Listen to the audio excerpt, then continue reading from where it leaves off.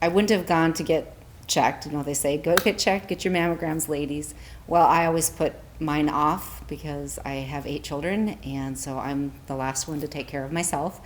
And so I'd gone in for my yearly visit to the doc and asked me, where's my mammogram results from last year? So the previous year. I said, well, I haven't made that appointment yet. She goes, just promise me when you leave today you'll make that appointment.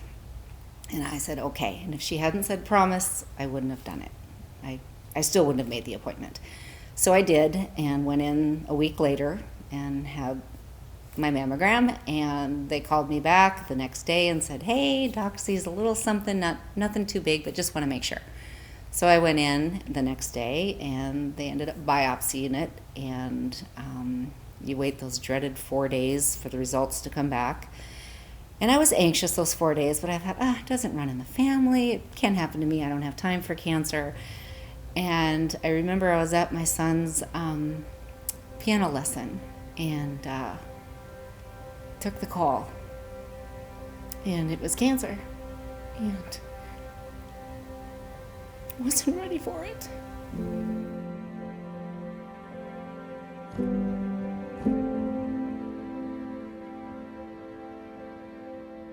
But I had to look at my family, and my husband travels, so he's on the road most of the time, so it's me. And we have 8 children, 5 with special needs, and at the time still had 5 at home.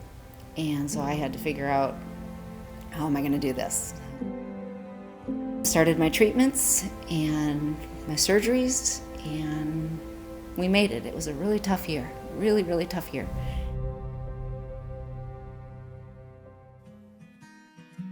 The boys learned to cook more so than they'd ever had. Like, we got instant put into living skills mode. So my boys got educated real quick. My one son with autism learned how to use the washer and dryer because he was the oldest at the time, and I could barely do a flight of stairs, especially after chemo. I was so weak and so tired, and after radiation treatments, I was shot. And it was a blessing. So many blessings came out of this diagnosis. And would I say, yeah, I'll take cancer again? Nah, pass. I was like, did it. But so many blessings came from this experience, and my whole family has come out of it stronger.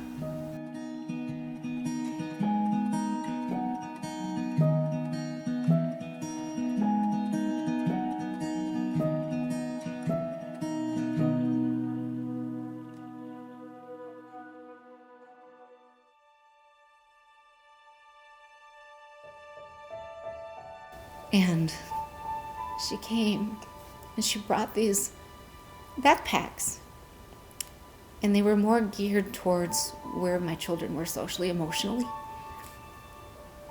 And this was brand new because I was literally just diagnosed.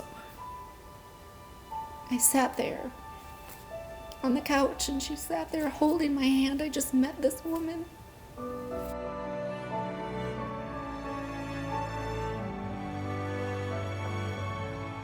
And she shared all this knowledge with me, but the biggest thing she gave to me were these backpacks. I love those backpacks. We still have them. But in each backpack, there was information for each child at the developmental level that they're at. And it explained what mom was going through and what mom was going to go through. There's no way Angel Foundation could have even known this, like, no clue. Because now I've actually packed those bags. I've gone and volunteered. So you're just throwing one in the bag, and each animal was so appropriate for each child. It was crazy. And those animals, they still have those stuffed animals, and in there they have like a little thing they sew in there that's supposed to feel like a port so they can understand what mom was getting. And little fidgets and little journals depending on the age of the child. But those bags were huge in my diagnosis, during the process, and even in my recovery. And even now that I'm cancer-free, they have those animals. And my son, my youngest, my 8-year-old Isaiah, sleeps with his whale every night. Oh, that whale. That's his baby. And he asked me about a week ago, because now my port is out, Mama, can we take his port out? Do you think his cancer is gone now too? So I need to learn how to sew, and we're going to take that port out. And then maybe that's what we'll do. We'll learn how to sew together. That's it. So, yeah.